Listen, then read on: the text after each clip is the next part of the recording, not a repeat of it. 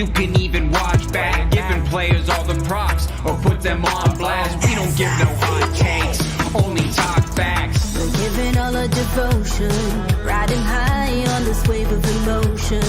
Going all out, yeah, cause this is our time. No, ain't no stopping us till we reach the finish line. All in, we came here to win. We're gonna give everything. S-I-C-K on the run. S-I-C-K, sick. On fire, we're ready to fight. We'll bring the house down tonight. S-I-C-K on the run. S-I-C-K, sick. Play it on the car ride, play it when you lounge. X and O, you know that we can hold it down. Shout out to my man Sammy, got it off the ground. And to all the listeners tuned in right now. Got debates, analysis, and speculation. This is sports talk for the new generation. You know where to find us, got a reputation. Sick podcast, your #1 sports destination. Giving all our devotion, riding high on this wave of emotion. Going all out, yeah, cause this is our time. No, ain't no stopping us till we reach the finish line. All in, we came here to win. We're gonna give everything. S-I-C-K on the run. S-I-C-K, sick. On fire, we're ready to fight. We'll bring the house down tonight. S-I-C-K on the run.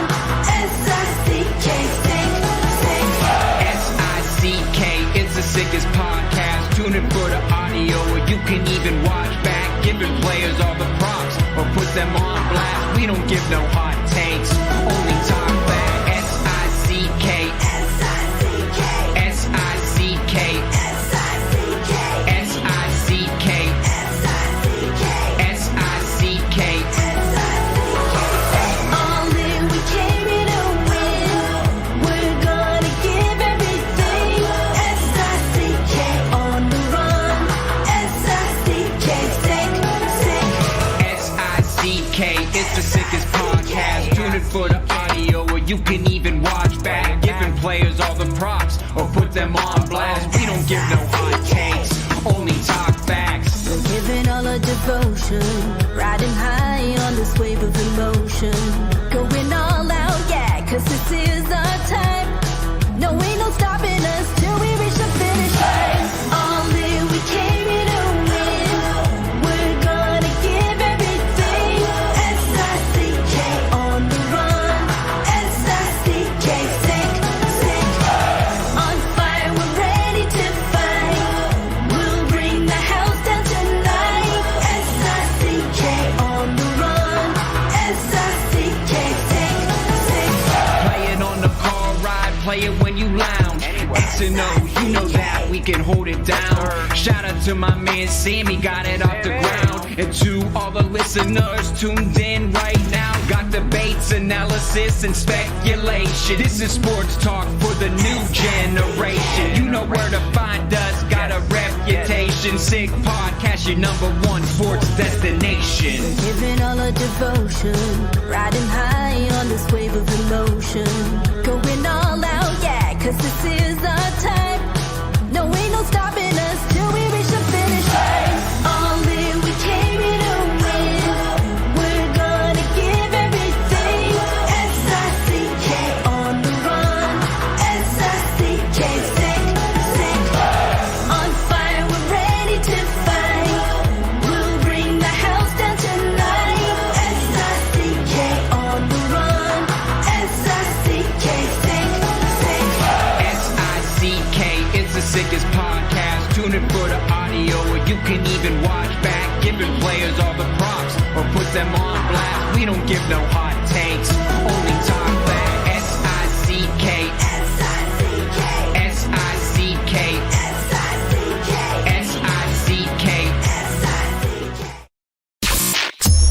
Turn up your volume. Because you're about to listen to The Sick Podcast. With Tony Marinaro. 55 seconds left in the penalty, a minute and 27 seconds left in regulation time. Boston 4, Montreal 3. Lafleur coming out rather gingerly on the right side. He gives it into Lemaire, back to Lafleur. The sickest Montreal Canadiens podcast. You're in the ball! Sports entertainment like no other. Rejoint, on lui fait perdre la rondelle, une passe devant. Et c'est le dégagement et ce sera la victoire des Canadiens. Coupe Stanley pour les Canadiens. Le 23e de l'histoire. You found the dogs! John, you found the dogs! He found the dogs! And all together, they worked the young team to the top. And now, a 24th Stanley Cup banner will hang from the rafters of the famous Forum in Montreal. The Canadiens win the Stanley Cup. Brought to you by Energy Transportation Group. Driven to be different. La Vida Tibi. Embrace your true nature. And Playground, your premier gaming destination. It's gonna be sick. Marinaro, the Sick Podcast, on this Thursday, July 13. It is 1 minute past 10 o'clock. We're live on YouTube. We're live on Twitter. We are live on Facebook. If you haven't subscribed to our YouTube channel yet, please do so. We love seeing those followers and those subscribers going up by the minute, by the hour, by the day. You get my drift. We're going to be talking about Juraj Slafkovsky and his off-ice training because one of my buddies, Nicolas Cloutier of TVA Sport, earlier today had a great feature on the TVA Sport website. You have to check it out. I'm going to retweet it right now for you so you can all see what it's all about, and you can read it, but you can actually watch here and listen because he's going to explain everything to you. This guy's working hard. He placed a couple of calls. It is the Sick Podcast. I think we're working hard too. Brought to you in part by Bittt Tibi, brewed in Quebec, a winner of a dozen international awards. Bittt Tibi offers quality microbrewery beers made with premium ingredients for everyone's taste. Bittt Tibi, embrace your true nature. Also brought to you in part by Energy Transportation Group, recently named by Deloitte and CIBC as one of Canada's best managed companies, the country's leading business award recognizing innovative and world-class companies. The best managed Canadian companies designation fuels Energy's purpose of creating progress for their customers, their employees, and their communities. Join a winning team and check out Energy's career page for available opportunities. I'll tell you right now, I would work for Mike Cinquino and Sharon Girard any day of the week and twice on Sundays. You should too. And the Sick Podcast is also brought to you in part by Playground, your premier gaming destination. Playground Summer Million is the must-play poker event of the season, featuring 10 championship ring events, $1 million in guaranteed prize pools, and a $500,000 guaranteed main event located just over the Mercier Bridge, only minutes from downtown Montreal. It is Playground. By the way, I would imagine that all of you saw this by now, but terrible news. I mean, Alex Galchenyuk, who was signed by the Arizona Coyotes just 12 days ago. Well, the Coyotes sent out basically a tweet saying that Alex Galchenyuk is no longer a member of the Arizona Coyotes.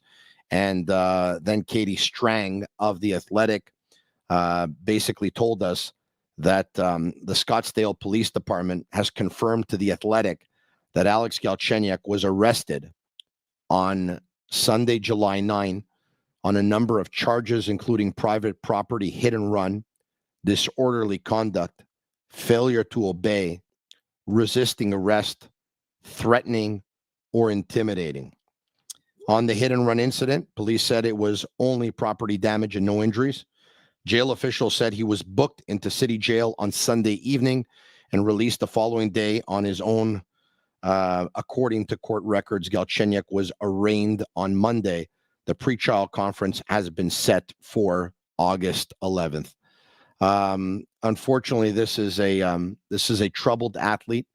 It breaks my heart because he arrived in Montreal in the summer of 2012 as an 18-year-old. And a very innocent young man with high hopes that were put on him. The Canadians had drafted him 3rd overall, and there have been some off-ice issues and probably other issues that have plagued them. And I hope for Alex that he gets his life in order. there are some things bigger than hockey, and obviously your health is obviously one of them. And I think it's very, very sad. And I hope that Alex is once again able to get his life in order. This is it's just bad news. All right, without further ado, let's get to Nicolas Cloutier of TVA Sport for the very first time right here on the Sick Podcast. And I'm happy to have you on, Nick. And as a matter of fact, when I gave you a call and I said, Nick, great job. I loved your article on TVA Sport. And you said, Tony, you're doing a great job too. I watched the podcast. So I thank you for that. And welcome to the Sick Podcast. Bienvenue. So happy to be here, Tony, honestly. And happy to talk about Slavkovsky as well, because to me, he was the biggest wild card if you were looking at the forward group heading towards the camp, because you don't know exactly where to slot him in the lineup. I know a lot of fans have already written him off. Mm-hmm. He's the biggest because he's a unicorn, and his potential, in my view, is sky high. Yeah, it's funny because a minute ago I was talking about Alex Galchenyuk, who's a former first-round pick, 3rd overall in 2012, and Juraj Slafkovsky, first-round pick, 1st overall in 2022. The Canadians haven't had a lot of luck with first-round picks, I would say, in the last 15 or 20 years. Some have been better than others. Sergachev was a great pick. They traded him. McDonough was a great pick. They traded him. Max Pacioretty was a great pick, and he was here for a while. He ended up getting traded himself, but it brought the Montreal Canadiens Nick Suzuki. But, 3rd overall, Alex Galchenyuk, 3rd overall, Jesperi Kotkaniemi. They weren't able to last in Montreal. They weren't able to play to the potential a lot of people saw in them. And so because of that, I mean, could you imagine the pressure on Slavkovsky? Drafted 1st overall, a draft that took place right here in Montreal. Well, you know what, Tony? That's why when the Montreal Canadiens draft a player this high nowadays, they don't draft a player solely on talent. They drafted Slavkovsky instead of Shane Wright, even though they really much liked Shane Wright all year. But at the combine interviews, Slavkovsky convinced them that he could play in a tough market like Montreal because he showed the humility and I think the swagger, because you need to have some kind of swagger as well to play in Montreal. The reporters are going to ask you tough questions. You're going to get criticism. And Slavkovsky has that swagger. He doesn't care. He can take the heat. And that's why they drafted him. And with all the history that you mentioned, all the more important in the Canadian market. What did you think of his rookie season? A lot of people were probably hoping for bigger numbers from Juraj Slafkovsky. I think those people didn't realize that Slafkovsky is not Crosby. He's not Ovechkin. He's not McDavid. His numbers of 4 goals, 6 assists, 10 points in 39 games. Frankly, Tony, I didn't get the fans' reaction to his rookie season because it was well known that the Canadians were drafting a guy that was really raw, but with a very high potential and very exciting tools. So we were not expecting for him to come out of the gate and be dominating the NHL in his rookie season. Hell, nobody did that in his draft year already. So that was an unfair expectation given to him because of the nature of the 1st overall pick. And I understand that, but still, we got to be realistic about this. But the timeline with Slavkovsky was always that it would take a bit more time than other 1st overall to really get started because of the big frame, because of all the tools. You see, Tony, as well as me, that bigger guys, they take more time. 100%. And it was going to take more time with Slavkovsky, but this kid, I'll tell you what, like he's really ready to put in the work. And that's why the Canadians drafted him also, because of the attitude, because of the work ethic. He's really willing to turn over every stone and look at everything that's out there to get him to the next level. And he's very open-minded. So a lot of good signs of things to come. Nicolas, a lot of Montreal Canadiens fans fell in love with Juraj Slafkovsky last year. The size, the looks. Yeah. the personality. And if they didn't like him already, then all of a sudden there was a video that kind of went viral of him on a stationary bike or whatever it is. He destroyed the bike. Like he absolutely, I've never seen personally. I felt bad for the bike, honestly. I've never seen that was a beating. I've never seen someone pedal a bike like that. Having said that, during the season, I was looking at his cardio and I was saying, is this the same player that absolutely obliterated that bike? Yeah. Because the player that obliterated that bike, that had the oxygen mask over him and stuff like that, I would have thought that he had a lot more cardio than that. And for me, his cardio was deficient last season. I saw him getting tired earlier than his line mates. I saw some shorter shifts because of it. But at the same time, he's playing in the best league in the world, right? That's a big adjustment to make. Well, I'm going to tell you something, Tony. Why do you think a guy with so much muscle and so much muscle definition in his lower body and such a big towering guy fell over so many times on the ice and got it so hard in his first season in the NHL? It's not because he's not big enough. It's not because he's not strong enough. It clearly was a factor of him not having enough energy at some moment on the ice and being out of breath and being in those conditions that made him vulnerable. And that's exactly what we're getting to. That's what he was working on. He's working on this summer. Let's take a look at a couple of pictures that we saw in your article earlier today. Let's bring them up if we can. There you go. There's one. Okay. Where let's go back to it if we can. Okay, let's go back to it if we can. Yeah, the glasses. Okay, there you have it. Are those VR glasses? Stroboscopic, is it the word, Tony? Okay, could very well be. I don't know. I'm born and raised in LaSalle. In French, it would be born as Lamar, raised in LaSalle. The words that have more than 5 or 6 letters. So basically, the function of these glasses is they flash at different speeds so that they alter his field of vision. And they also alter with the blinking of his eyes. So Slavkovsky has a greater difficulty, like evaluating distances and reacting to dynamic changes on the ice. And it also raises his spatial awareness. So all those things will contribute to him, like having his head up on the ice, because we saw it down too many times in his rookie season, and it will make him more aware of his surroundings on the ice, and it will make him react more fast to the change that is happening around him. All right. And the other one with the oxygen mask? Yep. So there we have it. Okay.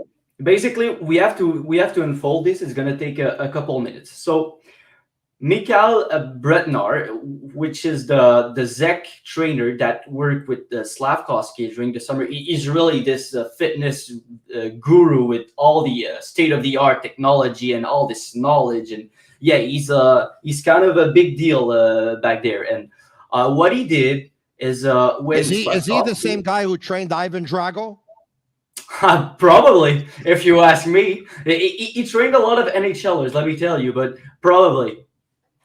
And what he did is when Slavkovsky was in Prague this summer, he took him and he made him perform what we call a spirometry test. So this is a test that will evaluate the performance of the lung, like the volume of the air that the lung can sustain. After that, they put him on a bike and they hook him to a Moxie monitor, and they evaluated like the performance of the muscles of the heart on how they were giving oxygen to the muscles of the entire body. And after those tests, Mikhail came to the conclusion that there were some metabolic limitations with Slavkovsky. How did he address those limitations? Basically by targeting his breathing patterns. So he put it. So Slavkovsky went on the ice. He Mhm. put on this breathing mask that you can see on the picture. Yeah. And he did all those kinds of exercises. And with the breathing mask, Mikhail, he could track the volume of breathing with or without the puck of Slavkovsky, and he could know at the exact moment where Slavkovsky would be out of breath, like in which situation during the physical activity Slavkovsky would be short of breath. So now we can tackle this situation and really change his breathing patterns. Wow. And what's pretty cool is that the mask is red, white, and blue. Look at that, huh? Yeah, well made. Nice touch there. Yeah, definitely for sure. Okay. The glasses. And I know you explained it. It takes me a little while sometimes, okay? But It's complicated stuff. It is. Let's not kid ourselves here. Yes, but last year that we saw a trend of a player who had his head down on a couple of occasions and got tagged to the point where it made a lot of people uneasy and worried. And some people wanted him to go down to Laval because they said if he stays here, he's going to get hurt. The glasses, can they help him in this regard? That's their main function, I believe. The glasses, they're basically training him to be more aware of his surroundings, which is basically keeping your head up and knowing where the check can come at every moment on the ice. Okay. And it's not the only gadget. Like all these gadgets, aside from the respiratory mask, these other gadgets really targeted cognitive functions. So by doing that, his read of the play on the ice will be quicker, and he will adapt quicker to his surroundings. So if everything goes well, because all of that looks good in theory, but until we see it in practice, we can't really judge on the effectiveness of the methods. But if everything goes well, yes, he should be more sharp, more aware of what's coming to him when he has the puck. In center ice. How did you get on the story? Well, just like you, this picture of him with the glasses was viral on social media, and I was like, okay, there's something there, and I knew there was something wrong with Slavkovsky in his rookie season, because to me it's not normal that a guy this big loses his footing so often. So I got in touch with his trainer. I had some theory. I ran my theories to him, and he was happy to confirm or deny any idea that I presented to him.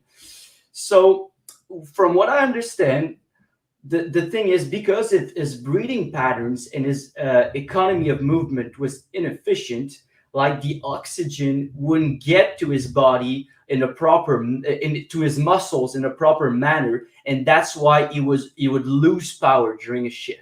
That's why he would lose footing on the ice. That's why he would lose energy at some point during the game.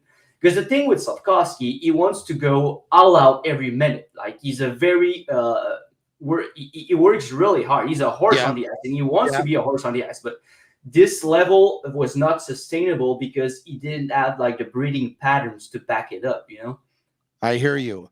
Did you bring up with his personal trainer his weight? I knew you would talk about it, because it seems that every Avs fan on Twitter is a specialist in nutrition or conditioning, and they're all saying, "Oh, Slavkovsky is too heavy right now," and obviously, if he comes in at 220 at camp, he's going to be so much more agile, so much more explosive.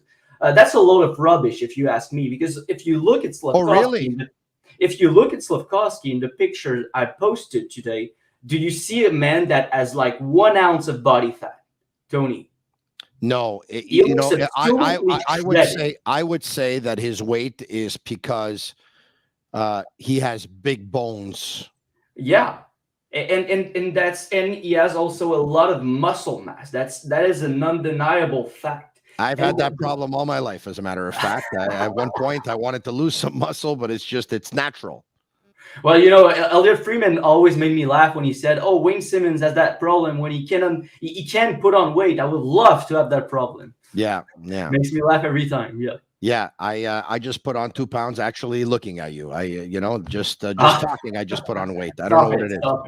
All right. Okay. So his trainer, but did you ask Yeah, I asked him, do you have any issue with his weight? He was like, no. The only issue is how Juraj uses his energy. Because of his inefficient patterns, he cannot use his energy efficiently. That's the only matter here. So as for Juraj, if you ask him to lose like 10, 15 pounds, that will be most likely 10 or 15 pounds of muscle mass. And that's not going to make him more explosive on the ice. That's not going to make him faster if he loses muscle mass. That doesn't make any sense. We have to change the patterns. We have to change the economy of movement. And then you can see some result. And then you can see him make the best of his huge frame on the ice. We have to keep him away from George Larac because if George is going to put him on salad and tofu, then we're finished. No, the guy needs some protein. Jeez. Yeah, no. He needs some protein for sure. All right. Okay. So when did this training start? The training, it started the exact date. He would not disclose it to me, but this is work that started this summer. This is an idea that Mikhail came up with this summer. It was like, I know, looking at him on the ice, I know there's something wrong with some of his patterns, some of his physiological background. So he really wanted to do the spirometry test, which is the test that evaluates the function of his lungs. And well, it was good thinking, because you know what, Tony? After the work they did together on the ice, it seems that Juraj enhanced by 20% his vital lung capacity. 20% is a huge freaking number for any elite athlete. I mean, when you talk about the NHL, it's razor thin, like the difference between a player and another. Like the margins are razor thin. So you talk to me about like 20%. That is just unbelievable. That's a huge number. 20% is a huge number. And, he was probably cutting his shift short by about 20%. And man, definitely. I listen, I can't wait to see him. Out of all the players that the Canadians have, I'm going to tell you right now, out of all the players the Canadians have, the one I'm most excited to see when the puck drops to start the season is Juraj Slafkovsky. And I think a little bit has to do with the fact that we didn't see him down the stretch because he had that season-ending injury. So we only saw him for less than what was it? I have it here, but was it 33 games or 39 games or whatever it was? So we saw him for less than 40 games. He played 39 games. So we saw him for less than 40 games. That's number one. Number two, once again, he's a first-round pick, first overall. There's a lot of, and that package that, he's what? He's 6'4", 6'5", 238, 240. That's a big man. And when it comes together, and it's not all going to come together this offseason or at the beginning of next season. Give it a couple of years, but it takes big players a little bit longer, right? Sometimes look at Tage Thompson. Where's Tage in year 5? Quinton Byfield, he hasn't taken off yet. Quinton Byfield has not taken off at all. You're right. Yeah. We talked about Slavkovsky getting tagged every now and then, Nicolas, and big players. And I've said this before, and it's a theory that I really believe, so that's why I keep on saying it. Big players throughout their hockey career, junior and all that stuff, they get by on their sheer strength, physicality, athleticism, and they basically, push people off, and those people go flying. And so they pick up bad habits along the way. Mm-hmm. They don't have their head up when they stick handle because they can keep it down and they just plow through everyone. Yep. When they get to the big league, there's no time, there's no space, there's a small rink, everyone's super fast, the game is super fast, everyone's excellent. You have your head down for a second, you're going to get tagged. And it happened to Lindros, Eric, and his brother Brett, who had shortened careers. A lot of big guys have this bad habit. They get tagged. And that's a reason why if they would have delayed Slavkovsky's arrival in the National Hockey League, it wouldn't have been the end of the world. As much as I was excited to see him like everyone else, the second I saw him get tagged 2 or 3 times, I'm like, this guy's going to get hurt. Yeah, I tend to agree, Tony. You know what? One thing I didn't want to see is him going back to the Liga, because the Liga is such a defensive, boring league. It bores you to death, and it bores your skill away pretty much. So I didn't want to see him back in the league, and like nobody produces in that league. So I wanted him in a fast-paced environment that closely resembled the NHL, and that environment would have been Laval. I hear you. Okay. Do they have another plan for him other than, are they sticking with this throughout the entire offseason? Yep, 100%. All right. And any talk of when he's going to make his way back to Montreal? No, I don't know about any of the plans. And like, there's also like a part of it that's like there were proprietary informations that they couldn't disclose. Also. Oh, is that right? Okay. Yeah. All right. Okay. Where was he? Well, he wasn't. The thing is, the Michael Bretnard. He's not his main trainer, but he works closely with him at distance. So the tests they perform on him, well, he did them. He ran the test while Slavkovsky was visiting in Prague. But now Slavkovsky is working in Slovakia right now with his main trainer, Dan Kima. Anyway, I forget his name. Okay. I don't have his name either. Yeah. But is he training with other hockey players too? Not that I know of, but he did tell me that obviously genetically UI has a big advantage, but the thing that impresses his trainer the most, I think, is how humble he is, his attitude, his open-mindedness, the fact that he's willing to work on himself, and also the fact that, well, they came to him with methods that could have seemed absurd, completely foreign to him, and he could have said like, "That's a load of crap. Like I'm not Ivan Drago. I'm not gonna go through this. I'm just gonna stick to like regular training." But no, he went with it, and he was open-minded. So really, that shows me he has drive, he has really determination to make this work, and he's open. Nick, following your Twitter handle, I noticed that there was another great piece that you did. Yeah. Following the Canadians selecting David Reinbacher with the 5th pick overall, and the criticism that came shortly thereafter. Yeah. You got on the phone and you had a chance to talk to one of his teammates.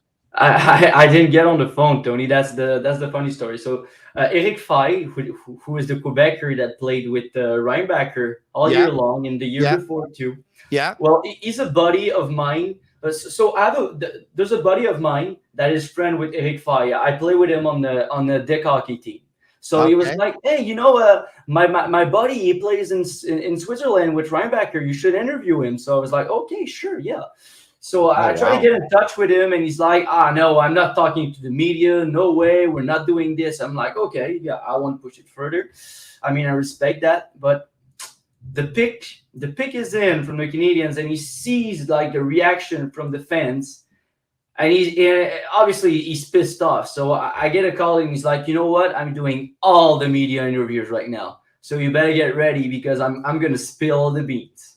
So really? Okay. That's how the interview started, because the guy was clearly pissed off because he's like, "Hey, I know the guy. I played with him. I know he's legit. I know he's for real." And all these fans that didn't even get to watch like 5 full games of this guy are already calling him a bust because they didn't take like the prize Russians. So he was like, "Oh, that's a load of rubbish," and he was pretty pissed. So that's how the interview happened. I didn't even have to make a call, Tony. Like the guy came to me, and I knew he would have lined up interviews with all the media thereafter because he wanted to spread his message everywhere. So I was like, "Oh my God, better get on my keyboard and write this fast." Wow. You know what? I might ask you to put me in touch with him because sure. You know what?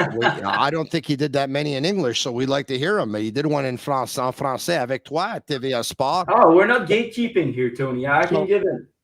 What did he have to say? Well, that David Reinbacher, there were a lot of bad comparisons made to David Reinbacher. Like I saw some experts even compare him to Adam Larson.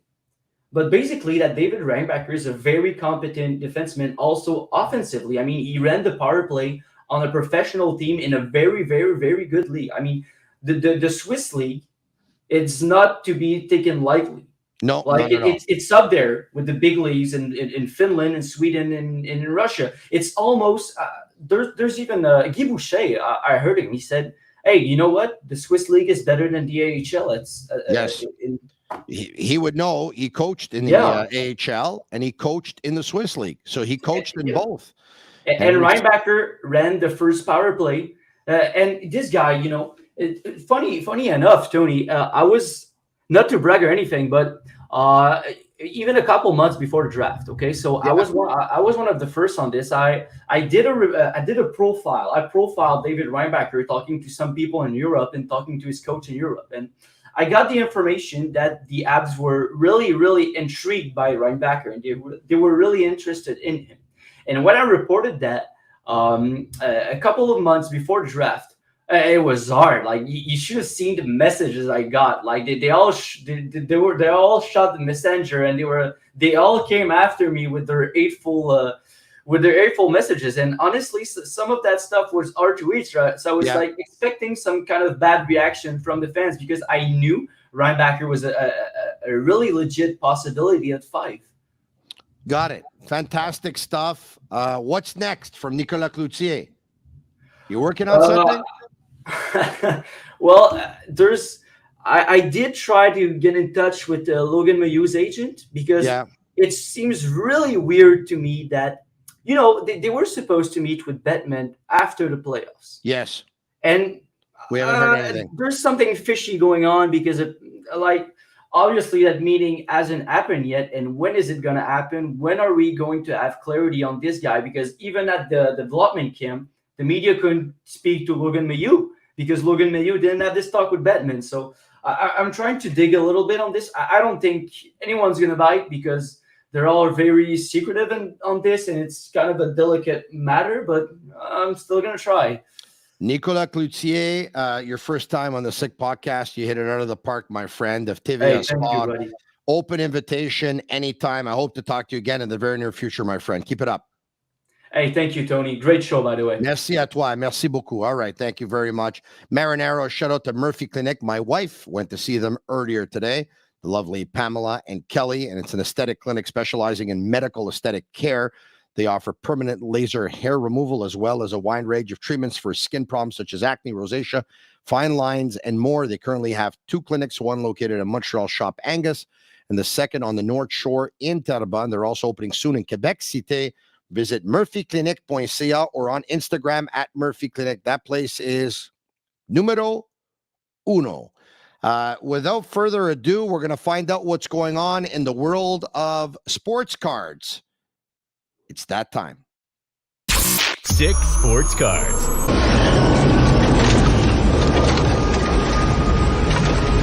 Presented by Sports La Tornade. Sick Sports Cards, presented by Sport La Tornade, sports cards, collectibles, and more. Visit the store at 1 Avenue de la Fabrique in Vaudreuil-Dorion. And seeing as Montreal was on a tornado alert earlier today, tornado alert, we thought it would be most appropriate that we actually brought to you the tornado, a good one. This is one that you don't have to worry about. Chris La Tornade. How you doing, bud? Good evening. How are you? Very, very good. How are you? Good. You survived. I saw in the news there, Ville LaSalle was hit pretty good with the tornado. No, we were. Listen, I don't think it was an actual tornado. Listen, we were hit pretty good. I have to tell you, I was hiding under the sheets, my friend. I was hiding under the sheets. Yeah. And just my luck. I was in one bed and my wife was in the other, and she was hiding under her sheets. But together we could not be. Why? Because that's just the way it is. I don't understand what's going on, man. Yeah, it was a good one. I saw there was my life sometimes 20 at the exit of LaSalle, Ville LaSalle. There was a lot of water in the streets and stuff. Yeah. So, but I digress. All right, okay. Hopefully she's watching, and sweetie, man, you know. Yeah. Show me some love. All right. Okay. What's going on with our favorite hobby, our favorite pastime? What's going on? Well, it's summer is upon us. We've now passed the draft. We've passed all the excitement now. So now we're in the summer season. It's the market's a little bit lower. It's time to work on our website. So now we're working a bit on our website. We have the www.sportlatornade.com. So we're trying to put up as much inventory online as we can. That's an update on that. We have a lot of new products because we haven't spoken in a while since our event that we did together. Yeah. We have some new products. Upper Deck is still trying to catch up from COVID. So they still have sets coming out from 2021 and 2022-23. So they're still trying to play catch up, which means in between sets there's less time. So they fired out some recently. They just came out with the Upper Deck Ice Series 21-22. They came out with the Upper Deck O-Pee-Chee Platinum set 21-22 as well. They came out with Trilogy, that's 22-23. Synergy Hockey is 22-23 as well. Then this season is also great for baseball. The Top Series 2 was released, and today, just this week, was Topps Finest, which is another big hit in the baseball sports cards. So that's what's new in the last month. They've really pushed out a lot of product, which is, it's exciting, but it's a little bit tough for the buyers to keep up. And as far as keeping up with everything, as far as a store standpoint, it's hard to get it all in and get it out and sell it as fast as you can, basically, to get your money back. But people are still but Chris, if I can, seeing as it's the summer, is it safe to assume that summer sports are more prevalent right now in terms of cards? So baseball, golf, soccer cards probably are more hotter right now than hockey, football, and basketball cards would be? They are. I mean, I would say the week of the draft, there's a lot of talk about hockey the week of the draft. Free agency doesn't really impact much, but unless a big name goes to a big city or stuff like that. Mm-hmm. But yes, baseball is definitely the number one right now. I get a lot of people coming in for baseball. We sell a lot of single cards rather than the boxes during the summer. Yeah. So I put out a lot of bulk stuff that people can come in, sit there for an hour, look through all the cards, and just find stuff that they like, whether it's old stuff, new stuff. People right now are just going crazy over Acuna, Ohtani, De La Cruz. Those are the three big names right now that everyone's looking for in baseball. So hard to keep up with everyone's demand when it comes to those three big names. But it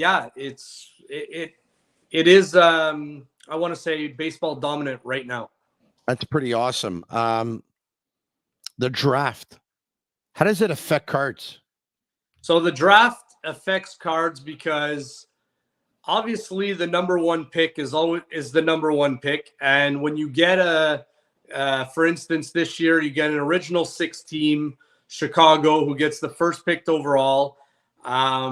It's definitely a big sports market. It's a big market for hockey.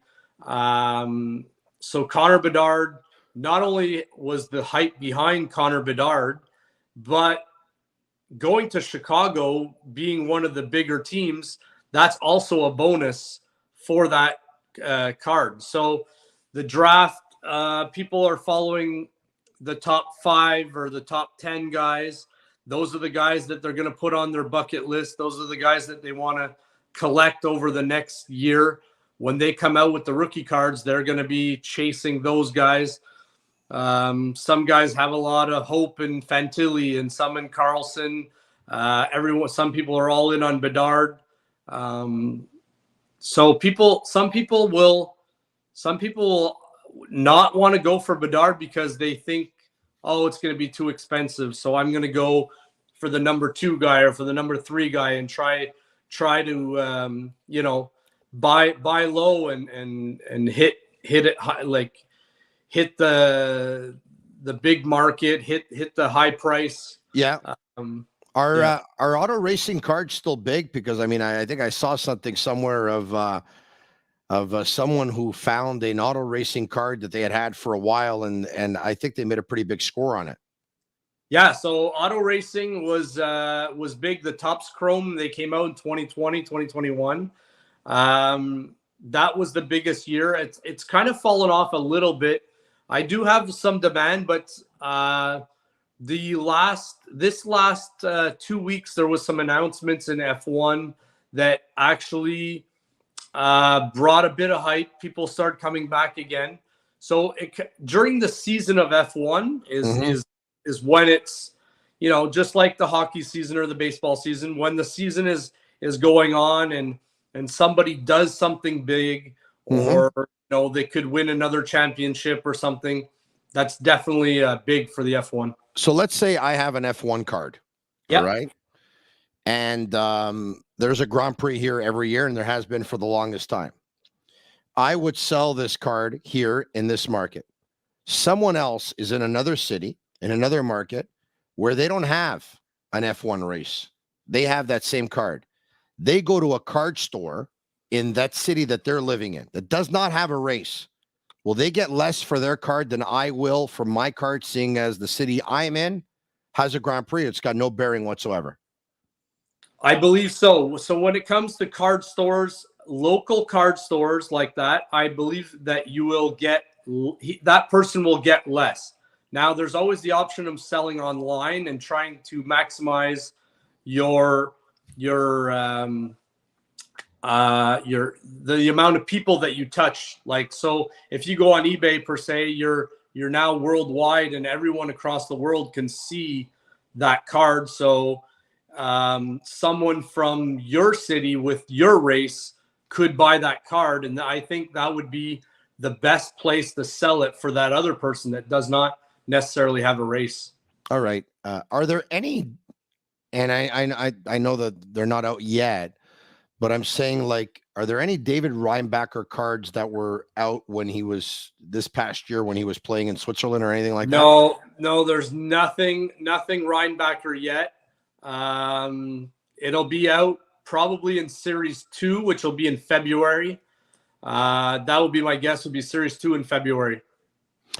Connor Bedard's card. Yep. He's first overall. Everyone knows the hype. Do they come out with as many Connor Bedard cards as they would David Reinbacher cards? Or because he's, such a prestigious player, are there very few of those that are going to be available? That is a question that myself and every other dealer across the world would love Upper Deck to answer. Oh, and they don't answer that. No, that's I don't know anybody that knows the answer to that question. So that's the big thing, is that when we talk about the rookie card and say the young guns per se, how many McDavid young guns are made? That's the big thing. We don't know. We don't know how many are actually produced. I've heard different theories. I've heard different people take guesses or think they know, but I've heard it asked. I was listening to another podcast not that long ago, and there was an Upper Deck representative, and the question was it was not answered. It was just very vague. All right. Thanks so much. What's the next thing that we should keep our eyes open for?